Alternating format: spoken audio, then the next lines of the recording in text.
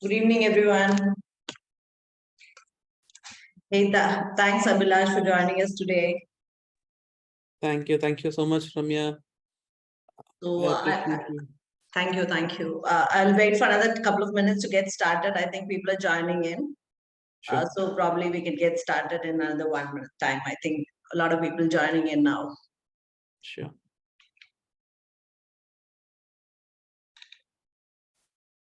So how's the weather in Bangalore lately then? It's been a while since No, we're in Chennai. I mean, it's always hot. Hot, hottest. That's where we are. I know. It's been like starting to get a little cooler in like Kerala, Trivandrum. I mean, you should not be talking about the weather, man. You're the perfect place. We all come there for a vacation and you live a vacation there. That's true. That's true. Cool. So I think most of them, let them join. I don't want to really make others wait for the session. And thank you. Sorry? Okay. Cool, let me go on. Hi, good evening, everyone. Wherever you're joining from, good evening, good afternoon. And we are thrilled to host this event today. We are hosting the event on behalf of Goals Accomplished. We had a community in LinkedIn, and then later we moved to Slack to ensure that the team is actually there and sharing the knowledge much better than the LinkedIn, which is less interactive for us.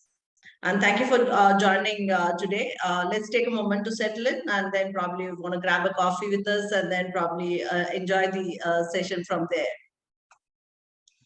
So I'll give you a minute to settle in. I see a lot of people I know. Thanks, Hendra, for joining. Hi, Balaji. Thank you very much for making this.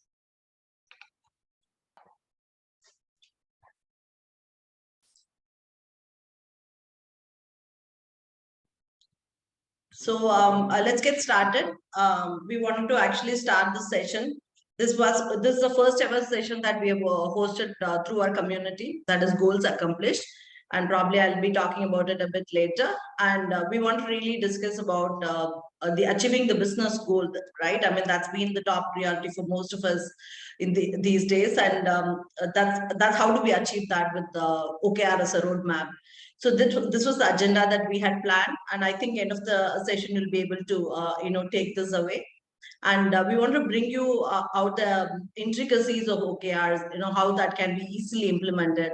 How do we really get the best out of OKR implementation and make it really very simpler and also really interesting to happen. Before we go ahead, I just wanted to take a moment to introduce ourselves and also me. For people who already know me, people who don't know me already, my name is Ramya Chandrasekharan. I'm one of the co-founder of Datalligence, and we've been in the OKR journey for last 5 years. And we have actually implemented and consulted OKRs for more than 10,000 plus teams. Since we both, me and my co-founder, come from consulting background of OKRs, we felt that the guided implementation is something that helps a lot of organizations to make this successful.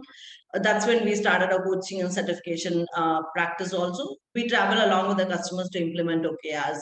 So we are integrated solution which helps you to measure your OKRs, KPIs, and also your weekly planning as well. So we wanted to keep it holistic and ensure all your business metrics are measured in one place.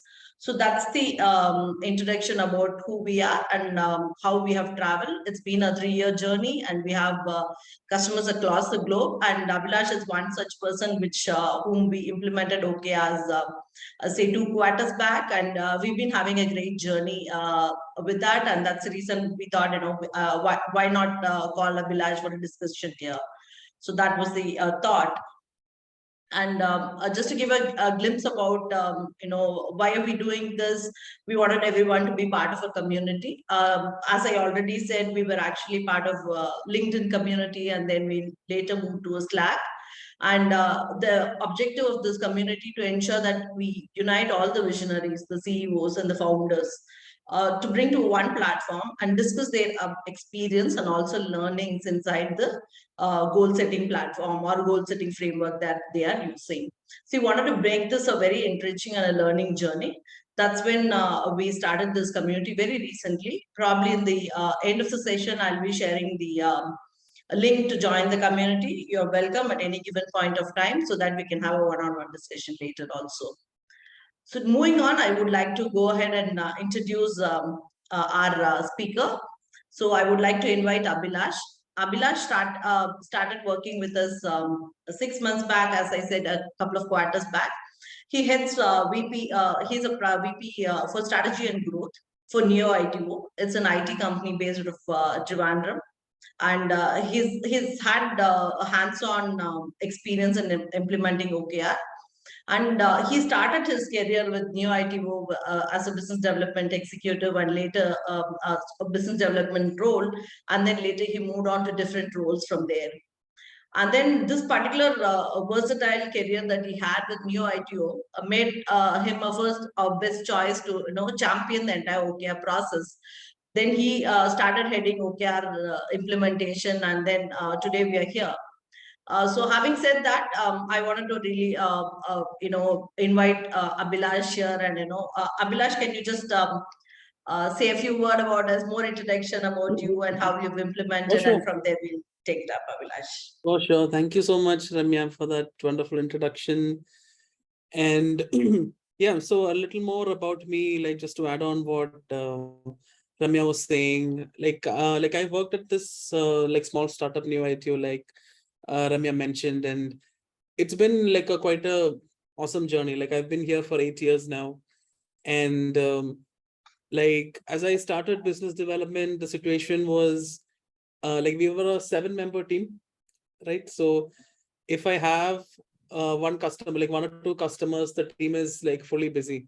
So I had to move to other roles. So I have worked in as a business analyst into like HR as well, design, product development. I've done product management for one of our products before. So essentially, this experience of handling different departments, different roles, was a natural pathway, I think, for me to the strategy role, where I can give my advice to all departments. And with that said, it is not enough to just have like giving ideas, right? So the execution part is what actually matters. So that is how I actually jumped into OKRs. Awesome. So I just wanted to start with this question, right? I mean, OKR is something now that you're practicing. What was the first decision that made you think about OKR? When does that happen? Actually, when you felt that this might be the best framework that you really wanted to implement? Understood. So I think essentially, it was around 2 to 3 years ago. I think the first time I heard about OKRs. And like just to give an audience an idea, like I'm not the OKR expert here. It is Ramya. I'm just learning OKRs. Like Ramya is guiding me through that process, and like I'm just like doing my best to like run OKRs in the company, right? So for me, we were at a point where we were having different leaders at the company. We were having lots of planning sessions, brainstorming sessions. But after the session, like 2 to 3 months down the line, when we see like nothing is actually, not a lot of these ideas are getting implemented. Like I'm sure that most of the audience can probably relate with this feeling. Like there are lots of ideas that we have, but 3 months down the line, some of them we forget, some of them it's not where we are expecting. So that's when I started researching about, okay, what would be a good way for me to measure or to have this execution framework where we maybe review, we give someone authority, we review how the progress is. So that is how I started researching. And that's when I found out like, okay, so there are these different frameworks called OKRs. There is balanced scorecard. There are KPIs. The KPIs, I think most of us have already heard about it, but balanced scorecard, 4DX. So this was all pretty new to me. So while I was researching these different frameworks, what struck me with OKRs what struck me with OKRs was essentially how adaptable they were, which essentially means there are no hard set of rules that I need to follow. Okay. Which was a very big factor in my decision, because lots of initiatives are being planned. So I don't want another new initiative being planned and not being done, right? So it had to be as seamless to start as possible. So that was the biggest criteria. So for OKRs, like conceptually simple objectives, key results. I spoke with a few team members. Okay, they are getting the concept. So I think, okay, let's like get started with this. Like, that's exactly, I think, what OKRs are all about. Don't wait around. Like start whatever with whatever OKR you have. Just get started and fix it along the way. So ease of getting started, adaptability, and it has, like, when I started getting more deeper into OKRs, it has this ability to bring this mindset shift, which I think was another amazing benefit. Like, lot of, like, for example, when we come across a problem, we want to try something, we will start implementing something. So that is something I usually see. But with OKRs, it gives you a outcome first mindset.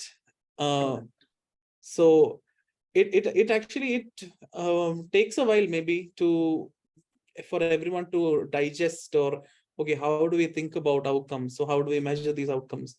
But I think once that is done, like, this is like the probably one of the top frameworks to implement change. Awesome. That's very nice to hear from you, Abhilash. Very nicely put. Outcome mindset is something that everyone has to look at while implementing OKRs. When you write the OKRs, right, the objective, when you start drafting your key itself, you'll know that are you really getting where you want to Right. go? So that will give you an indication of how do you really want to travel. So we have, I mean, for our own company, we practice how agile it has been for a company like us. Every day, every quarter, our strategies are kind of upgrading, or we are changing gears. So it's something that lets me drive in the right direction. That's very rightly put. The Right. outcome first is something Really, that you should look at. yeah, it really makes us think about those foundational aspects Through of the that. problem. So what are the Yes. real problems that you need to solve, and what are the steps to get there, right? Got it. While I was discussing with Abhilash, I also came across, there are a few best practices that he was actually talking about how he was able to drive the entire process. So we thought, I want Abhilash to share those best practices, with us, so that most of us, while implementing, that's something that we would like to take home, because every organizational culture is different. The DNA is different. Right. What works for me may not work for you, but nevertheless, there are certain basic foundation, as you rightly said, has to be put in place. So I thought I wanted you to talk about a bit about the best practices that you had actually used while implementing OKRs. For sure.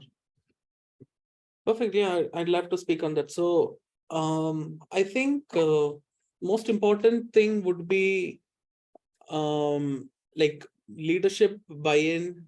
Like, you have to communicate why you need OKRs throughout your leadership team, which is very important, because without, like, if you're planning to align your annual goal, your vision, your mission towards this strategy, then without this leadership buy-in, it is very difficult to, like, you can maybe get started, but it is difficult to actually get to the outcomes that you're planning to.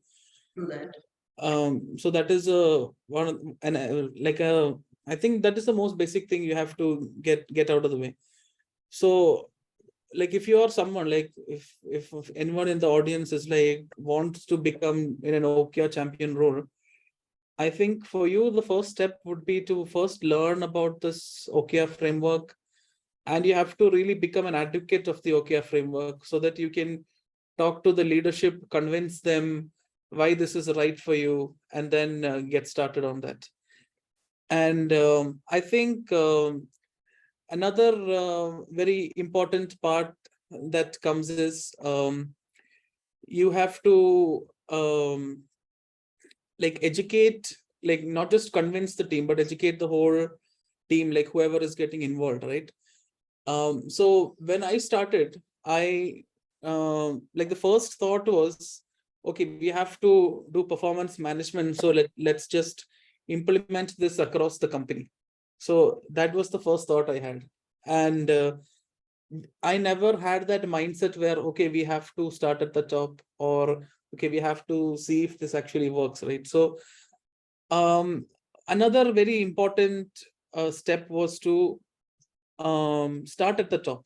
Like always, like not just with OKRs, it is like generally good advice that for whatever new initiative or whatever part of culture in your organization you want to address, you have to start at the top. Like if you do not follow whatever cultural aspects that you are trying to bring in as a leader in your company, nobody is going to follow it, right? um, so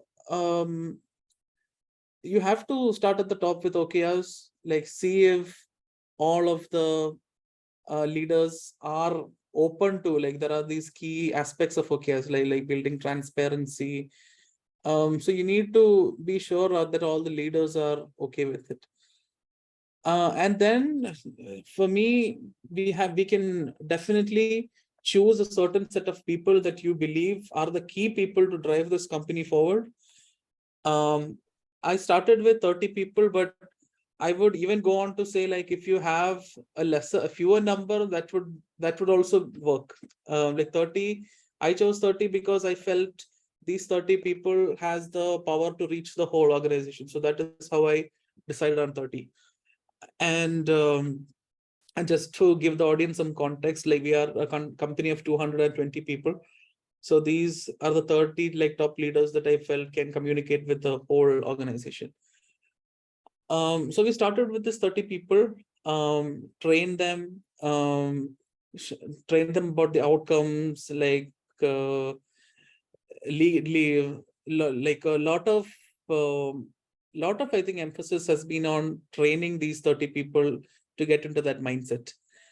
And it is not like, even if that mindset shift doesn't come, it will come eventually. So the main fact when we are getting started, like as a best practice, I want to add to what the points that I have added here is just to get started with it. Um, Whatever, like even if you have been doing OKRs for 10 years, your key result at the first time might not be perfect. Your objective might not be perfect, right? So just start off anyway and then make changes as you keep learning. So that is the most important, one of the most important aspects of OKRs as well. And yeah, and I also like just want to finish off the points that I've already mentioned in the slide. Importance of leading and lagging indicators. So essentially we say OKRs, like just to clarify what leading and lagging indicators are. Lagging indicators generally show the steps that we need that to a point. Like for example, if we have a key result, like for sales team, the one of the main objectives is revenue, right? But if that revenue number typically happens towards the end, like you don't want to, for example, in the OKRs, we have to check in every week. So if you are not able to show progress every week or every 2 weeks at least, that I would say that is not a good enough key result, because you cannot measure the change that is happening, right? Like you shouldn't be like towards the end of the month, okay, nothing is happening. So a lagging indicator for me is important because as the cycle is going forward, you need to see that progress, without which you cannot initiate discussions to like change the strategy. Yeah, so I Thank think, you. yeah, Yeah. so that is essentially what my learnings were when I was implementing like OKRs for my pilot program. Awesome, awesome. I mean, as you rightly said, we talk about more about lead and lag or your input or output or output key results, whatever we call it. But end of the day, it all delivers. And how you write your key results make your progress of the objective done, right? I mean, if the objective is not progressing, we need to better look at your key result. What have we written to make it progress? So that's a key learning when we also practice, first, if you go to a first session on a consulting session or probably an implementation session, there'll be no data for you to measure. If you're talking about, say, I need to achieve X number, we don't know exactly how are we going to measure. There are certain data points are missing. So that eventually takes some time to mature. Nevertheless, we need, as you rightly said, we need to get started somewhere. So we can't live with the problem forever. So it's better we get started to start measuring the data. So what we tell the team is to have one key result to ensure that your data is done. So that will be your initiative, right? I mean, you need to ensure your data are in place. So that will be the key initiative that you would want to try. So I was also talking to you about a few collaborative way that you've created OKRs for your team, and you wanted all the teams together to work for a common goal. I understood that you also wanted to share an example about it, and would you want to talk about that example that we discussed over a call? For sure, for sure. Yes. So, so generally, like I've seen, like I've, like even in the previous organizations I've worked, I've seen that sales teams, marketing teams, like account management, like sales team, account management, okay, they might work together, but say marketing is like a separate kind of a department, sales is a separate department. So I've seen this a lot. Like the motivation for the marketing team is, okay, I need more traffic, I need more leads through the website, and they are not really, and they give all these, like for example, the marketing team gets 100 leads and gives it to the sales team, but the marketing team is not concerned what the sales team is doing with it. Essentially their job is done, give leads, here are the leads, right? But what I've noticed is if we can have someone who is leading both these teams, and we can give them a common objective, which means both the sales teams, the marketing teams, the account management teams, they will have one single objective. So in this example, like this is just a random number, like it's not a real like OKR example that we used, but like generate record revenue for the year 2023. So with that objective, I want the leader, like the leader of these teams, to have the key results that traverse all these departments. So generate 100 leads from the website, okay. So generate 25 meetings from those leads will be the pre-sales teams. Close 5 deals from those meetings, maybe the account teams, and generate $10,000 revenue. So essentially what is happening here is the objective owner, his objective is to generate record revenue. It is not about the leads, not just about the leads, not just about the meetings, but he has to generate that revenue. So this person, he will end up pushing both these teams to work together. Are these leads right? So are you getting meetings from these leads? Are you able to close deals from these leads? See, so OKR essentially opens up these conversations. So that is another like hidden power that OKR has. Otherwise, I've seen teams that do not talk to each other, like sales is separate, right? So essentially you need to come together, address problems together. Like, why aren't these meetings converting? Why aren't these leads good enough? So if these leads aren't good enough, okay, then try something else. Like, of course, the marketing team can have a separate set of OKRs as well, but having this common objective really helps in achieving the final goal. Yeah. Makes sense. That's where the collaboration works, right? I mean, I've also worked a lot of synergy happens between the team while you really start the conversation around it. So the conversation becomes key when you're implementing OKRs. And if you have a shared objective, that opens up the conversation. When we start adding OKRs to our platform, when we do a guided implementation, we also ask them to do a planning session before doing that in the platform, because you don't really know the interdependency between one team to another. So we ask them to kind of check every OKRs, and wherever you want to align, where is the dependency should be linked. These things, they actually, most of the companies do a planning session, but otherwise sometimes what happens is once you add it to the platform, it becomes open, right? I mean, it becomes really very transparent. And then it is easy for them to understand, oh, I have a dependency in delivering this with another team. And how are we going to really manage our resources likewise? Because I'm going to support them also now. So that opens another conversation. As you said, that's very agile. You can keep redoing your OKRs, kind of understand what is required, what is the people alignment looking that, are people really skilled enough or resourceful enough to actually deliver these OKR. These conversation gets open when you really put a collaborative OKR there.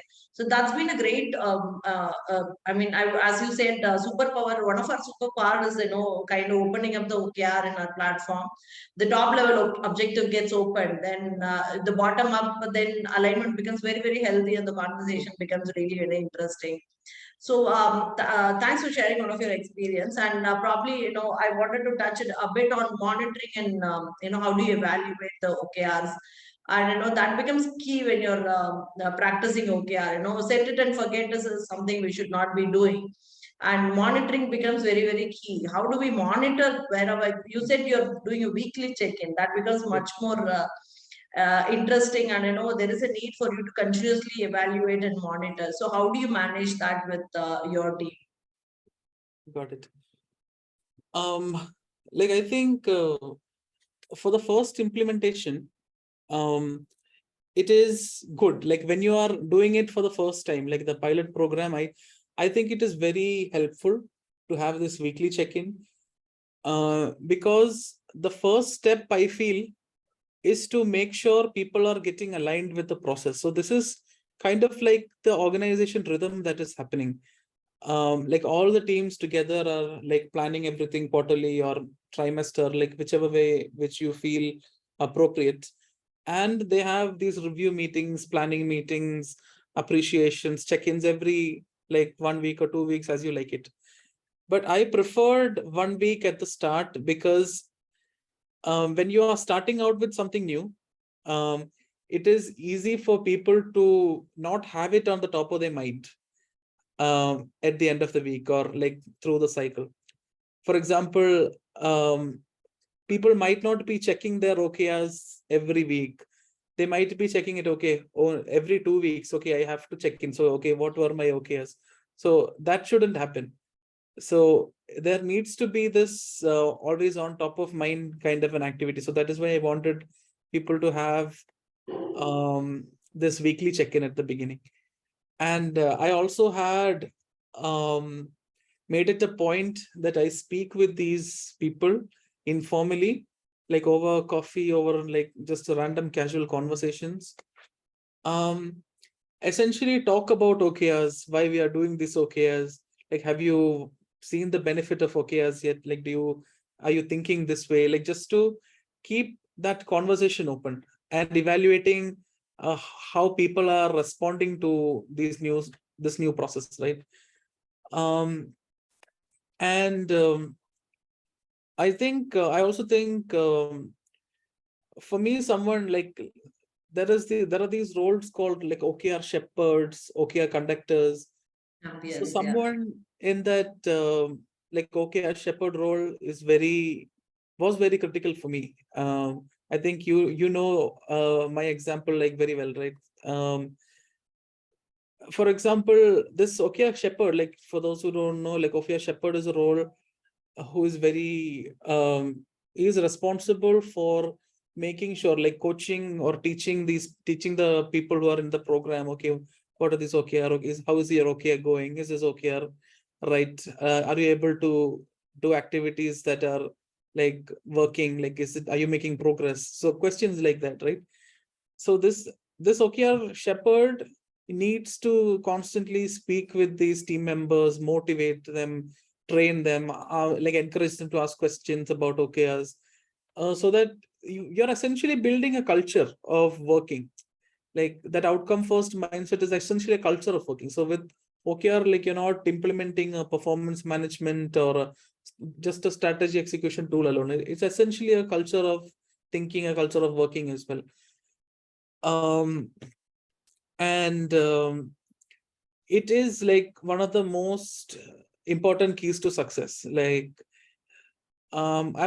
there's something called as Mochari method. Like it's actually a coaching method by someone called Matt Machari. So Matt Machari is a CEO coach of company, like CEO coach of companies like Coinbase or Reddit, like all those Silicon Valley companies, CEOs he is coaching.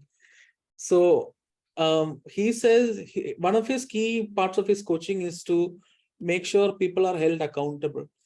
And for being accountable, the objectives needs to be clear, like why we are doing it, what you need to do needs to be clear. You have to speak with them every week, like do the reviews, give the feedback. Like coming to think of it, like I actually haven't thought about this before, but coming to think of it, this pretty much matches with what Matt Machari is advising his CEOs. This review process, the review process, it needs to happen.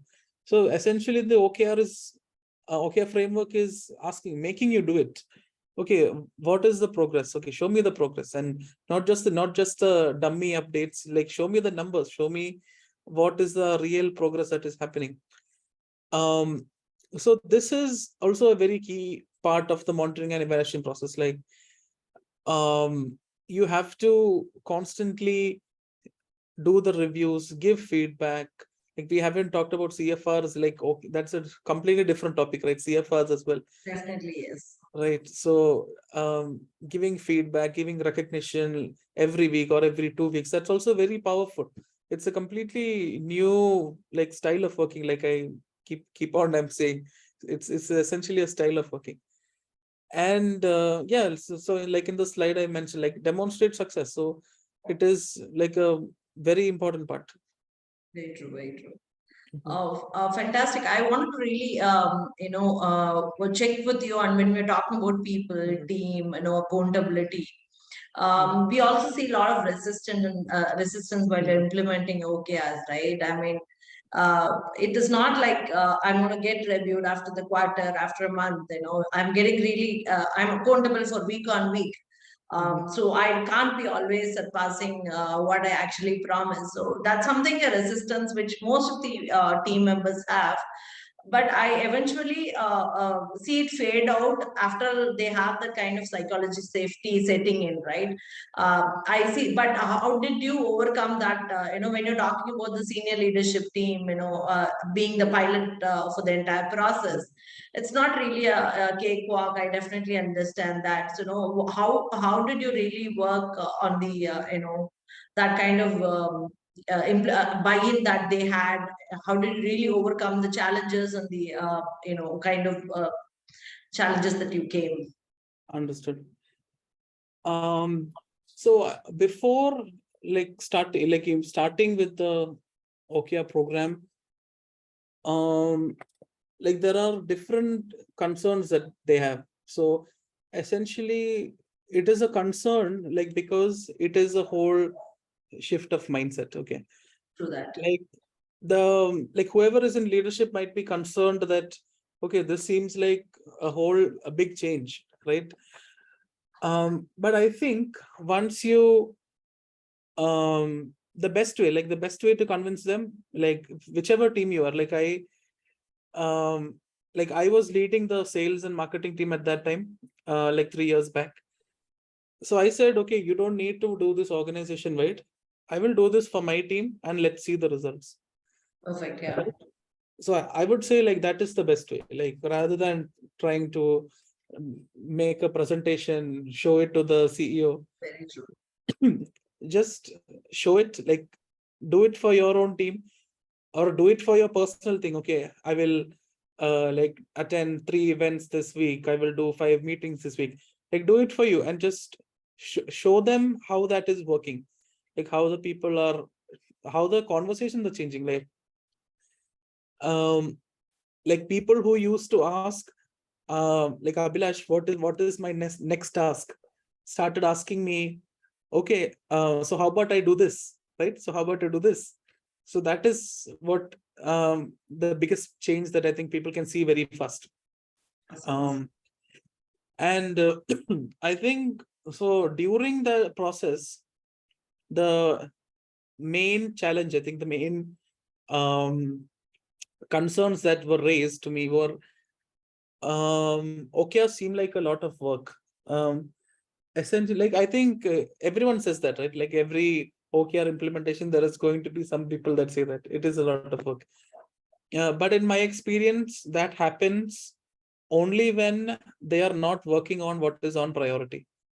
The OKRs, when you are setting OKRs, it has to be what is the top priority right now. So if the employee or whoever is raising that complaint, most probably either their OKR is wrong, that the OKR is not the priority, or the employee is not working on the priority, which is the OKR. So it is either of these two cases. So it is just a matter of figuring out which is the right priority, and I think that usually gets sorted out. Got it, got it. That's very rightly put. Priority actually drives it, right? I mean, accountability, priority drives accountability. So I don't really chase around or put out fire every day. Rather, I chase only the priority that obviously tracks my OKR. And we were talking about CFR. I see Manikandan has also asked you about the CFR. When we do, once the OKR implementation is done, we also build in a CFR so that people. The entire OKR gets matured with the CFR as a concept, right? I mean, we open up, we are becoming transparent about it. The one thing is the feedback and feed forward. I mean, we always give feedback, right? Feed forward is something which we ask leaders to do, because we as leaders, we know probably if I take A, B, C, or 1, 2, 3 step, these are the hurdles that I might come across, right? So it is always good that you say feed forward, saying that, hey, look out for this. Probably you might find some challenges here and there. Come, if you need any support, do reach out to me. So this kind of conversation really helps. After the OKR is done, or if whether it's done successfully or not, I told you so kind of a thing should not be there. You should not say that you could have done this better this way, you could have done this better. And most of the OKR feedbacks, we talk more about positive way of giving the feedback, right? If someone has actually put that belief, taken that effort to make that, yes, definitely give him a him or her a heads up, saying that, hey, you might have these hurdles, so look out. So these things definitely helps the entire journey more matured, more focused. I would say the results are much better than what you actually do it on a very traditional way. Right. Just Having, one point yeah, that I wanted to yeah, add please. was, like, again related to CFR, like one magic question that we need to ask our team members is, like, how would you solve this? Like this OKR doesn't seem to be progressing. How will you solve this? So typically, I've seen leaders or managers, why don't you try this? Why don't you try this? But instead, invert the question, ask the employee, okay, how do you think we can solve this? And try to get more answers from them. Like if they are answering, they are giving suggestions, they will work much better, because they are more motivated to prove their point, right? They're more motivated to prove their suggestion. It's rather a it's a cultural shift also, right, for most of the organization, from where we are and where we would be going. And after like implementing into more than 500 plus, or we're close to more than 1,000 now. We have understood one common thing is that the success is only when there is a feedback, or conversation, or the transparency is totally in the entire process. Wherever we have seen the team succeed, that team had a strong belief on what they were doing, and what they are actually driving towards. So that probably is something that would be one of the key, the buy-in is something a key for everyone to actually make it successful. And yes, I mean, to add on to the monitoring, and as a SaaS product, we also help you to track all the OKRs in one place. You can see the alignment, you can see the dependency in one place. So that makes the job much easier. And we also guide the team in terms of what could be, how can you improve adoption. Once you've come here, what would take you to the next place. That adoption is something that you constantly look for. And as champions, I think most of them, their core job is to ensure that the 80%, or that's your OKR, so the adoption is done. So that's where we also travel along with the champions and the CEOs to ensure that that adoption is 100%. So having said that, I wanted to, throw a bit on a light on how you've used our platform to make this happen. When you said monitoring, so I thought I couldn't resist asking you how we helped you there. For sure. Like I don't remember like the name of the customer success person, but I was actually surprised. Like I did not expect a call from your team, and he actually asked me. I think asked my like OKR Shepherd. I see that there is not much progress. Like, are you sure everything is going okay? I really did not expect that phone call. And that is why I've always enjoyed working with your team. Thank you. Thank you.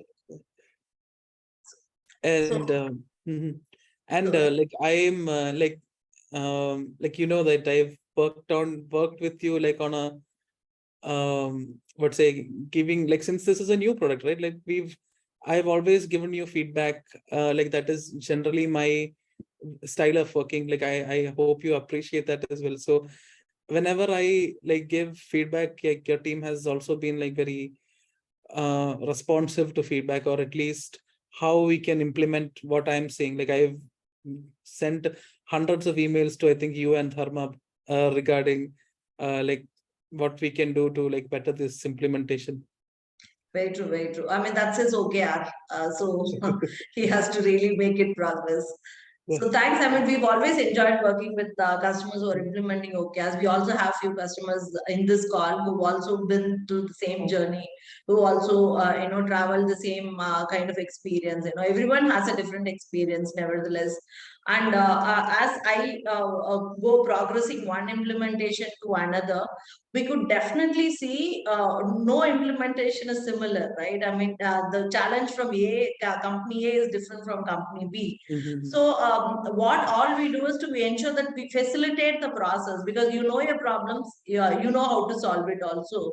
So we travel along with the team to ensure that we facilitate the entire process, give you the right kind of metrics that you want to see, the support that you want to take to ensure that adoption is increased.